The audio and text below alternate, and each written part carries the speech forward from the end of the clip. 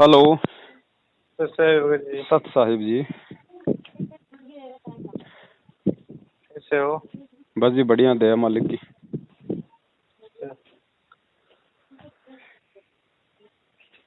बताओ जी। भगत जी वो एक मेरे समस्या आई, वो समाधान करना। बताओ।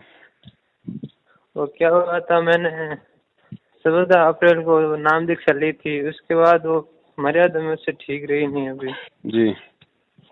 तो मैंने वैक्सीन ही लगा दी और वो क्या थोड़ा शादी विवाह में चला गया, मेरी मर्यादा भंग हो गई, जिससे मुझे अब वो आपका सत्संग सुना फिर बहुत पछतावा हो रहा है। कहाँ चले गए थे बीच में? वो शादी में चला गया था एक दो अच्छा बार, अच्छा और वो कैसे हो गया, जन्मदिन पे चला गया। अच्छा अच्छा अच्छा। वो मर्यादा भंग हो गई, इसलिए वो आपका सत्संग सुना, उसके बाद बस बहुत पछतावा हो रहा है मुझे। और नाम कब लिया था? वो 14 अप्रैल को लिया था, 13-14। इसी महीने? वे अभी 2-3 महीने पहले? हाँ। अच्छा अच्छा अच्छा।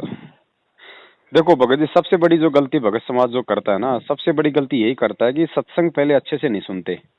और गुरुजी हमेशा इसी बात पे जोर देते हैं कि भाई नाम चाहे 6 महीने बाद में ले लो, कोई दिक्कत नहीं है, मैं नाम ही देने आया हूँ, कोई भेड़ बकरी चराने नहीं आया। आराम से इस ज्ञान को समझो, सत्संग में आओ, डीवीडी ले जाओ, सीडी ले जाओ। ये जरूरी नहीं होता कि हम एक ही बार आश्रम में जाएं और पहली बार में नाम ले लें, ऐसा नहीं वो होता मैं भगत जी। वो आश्रम में नहीं गया था, यहाँ पर वो नाम दीक्षा केंद्र पे ली थी। जी जी जी, तो है ना, अब ये सबसे बड़ी गलती यही हो जाती है, फिर ज्ञान के अभाव में फिर हम मर्यादाओं का आनंद कर देते हैं। अब हाँ देखो वो भगत जी, इस दूसरी बात ये भी है कि ऐसा कोई भगत है भी नहीं जो नाम लेके नाम नहीं तोड़ता हो।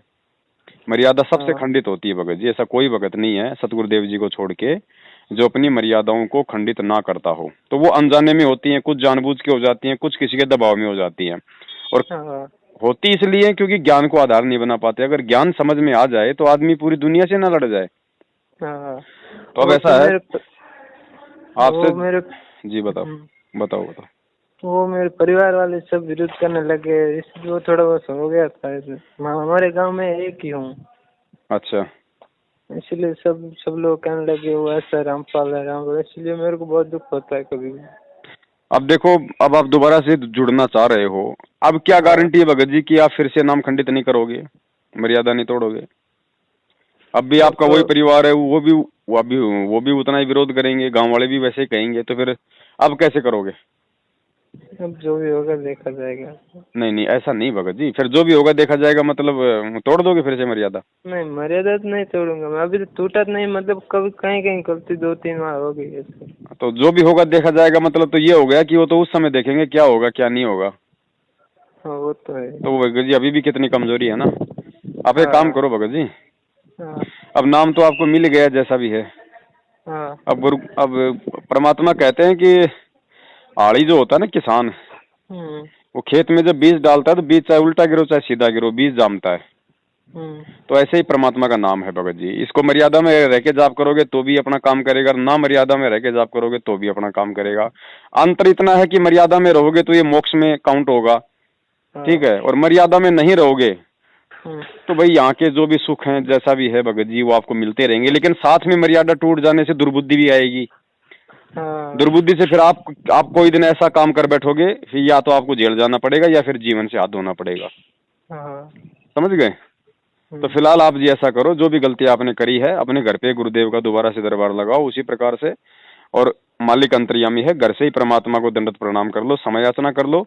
अब जैसे आपके अंदर के भाव होंगे ना, आप क्या हम्म सोच के दोबारा से भक्ति शुरू कर रहे हो, आप कितना संघर्ष कर पाओगे नहीं कर पाओगे, ये सारी बातें परमात्मा से छुपी हुई नहीं है। तो उसी अनुसार परमात्मा आपको राहत देना शुरू करेगा, उस अगर वे उचित समझेंगे तो, हम्म। क्योंकि उससे कुछ भी छुपा हुआ नहीं है। अब मैं तो आपसे बात कर रहा हूँ, मुझे तो नहीं पता, लेकिन परमात्मा हाँ। को पता है कि दोबारा ये कब नाम तोड़ेगा, ये कब मर्यादा खंडित करेगा, मेरे शरण में रहेगा या नहीं रहेगा। हम्म। तो वो परमात्मा उसी हिसाब से फिर उस भगत को लाभ देता है। पर मेरे वो घर पे कोई दरबार नहीं है, बस मैं तो फोन पे देखता देखता तो वो दरबार लगाओ नाम घर लिया। पे, दिक्कत क्या है भगत जी? अपना जो भी बस आपका एक कमरा है, कोई भी एक साइड ऐसी हो, वहाँ गुरु जी की फोटो लगा लो। और दरबार लगाने का मतलब ये थोड़ी कि वहाँ पे कोई बहुत ज्यादा कोई वो साजो साज करना है। वो तो आज मेरे घर पे मैं दरबार लगाया था, मेरे पिताजी ने वो तस्वीर छीन ली मेरे पास। तो बताओ फिर आप कैसे भक्ति करोगे? जब आप इतना ही विरोध नहीं कर पा रहे, इतना संघर्ष नहीं कर पा रहे हो, तो फिर कैसे भक्ति करोगे? है भाई। हम्म। अब आप किसी स्कूल में जाओ और आपको वहां तो मेरे को जो है वो किताबें वगैरह खोस लेते हैं बच्चे, तो बताओ फिर कैसे आप वो पढ़ाई कर पाओगे जब आप इतना ही हिम्मत नहीं करोगे तो? भगत जी आप वो सत्संग सुनो, अभी सबसे बड़ा उपचार आपके लिए यही है बड़े भाई। जब तक गुरु जी नहीं आ जाते हैं ना, तब तक आप जी सत्संग सुनो भगत जी, और कोशिश करो मर्यादा पूरी निभाने की, संघर्ष करने की। बाकी जो नाम मिला हुआ है आप उसका जाप भी करते रहो। अगर मर्यादाएं अपनी ठीक कर लोगे तो परमात्मा का तो ऑटोमेटिक सिस्टम है भगत जी।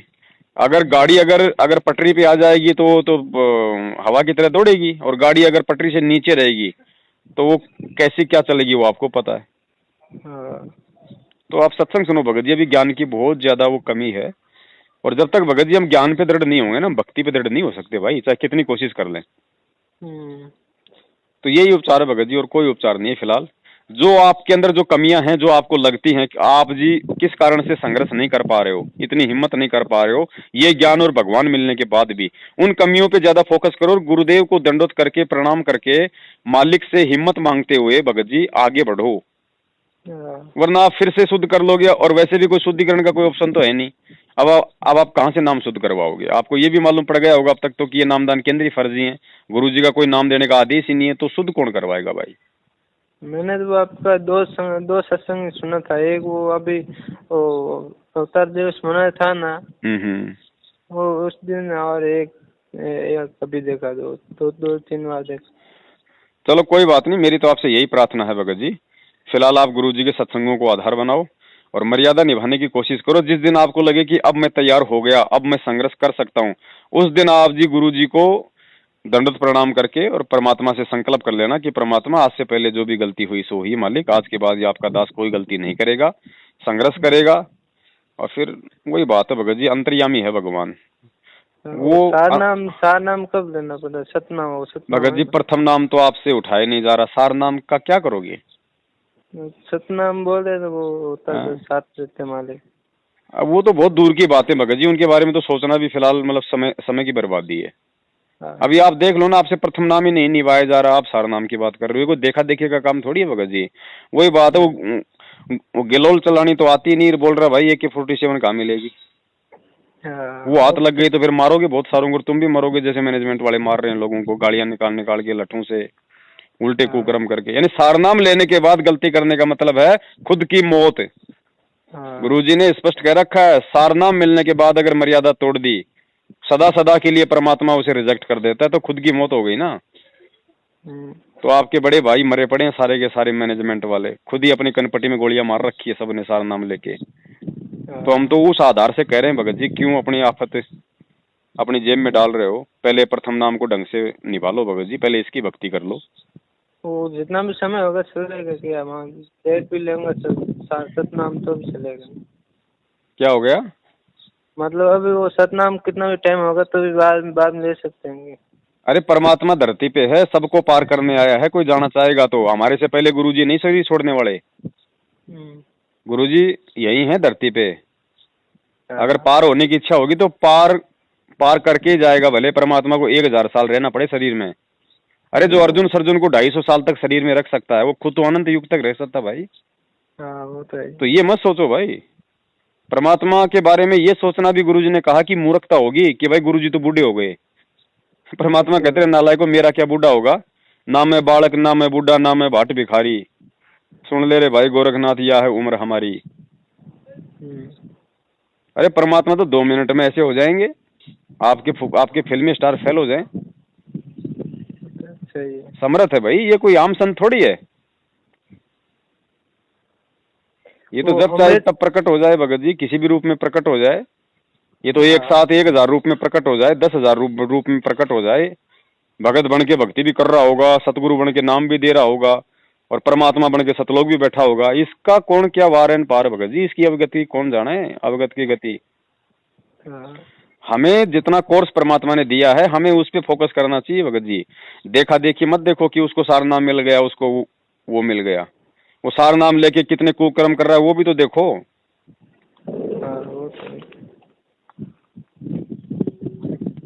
है ना। बच्चा, छोटा बच्चा होता है ना, उसको भगत जी जब वो जिद कर लेता है ना, बाप की बंदूक देख के, बाप जैसे आर्मी से रिटायरमेंट आया है, अब ये फौजी क्या करते हैं, उधर से एक बंदूक ले आते हैं लाइसेंस वाली, उसको अपनी दीवार पे टांगते हैं लोगों को दिखाने के लिए, ताकि गांव में हमारा रुतबा बने। अब उसका पोता क्या करेगा, ताऊ ताऊ दे दे ना ताऊ, ताऊ वो बंदूक दे ताऊ। अब ताऊ को पता है ये बालक है, इसको बंदूक थोड़ी दे दूंगा। अब वो क्या करता है, फिर उसको मार्केट से कोई 20-30 रुपए की लाके देता है। अब वो बच्चा उससे राजी हो जाता है, हैं, और जैसे ताऊ उसको देता है बंदूक 20-30 रुपए वाली, सबसे पहले आपने देखा होगा वो अपने बाप या दादा की तरफ ही सबसे पहले मुंह करके उसका बटन दबाता है। तो है ना। तो गुरुजी भगत जी, अगर गुरुजी ने असली सारनामा अभी तक अगर किसी को दे दिया होता ना, तो नालायक ये खुद भी मरते, ये सारा काम ही उल्टा कर देते।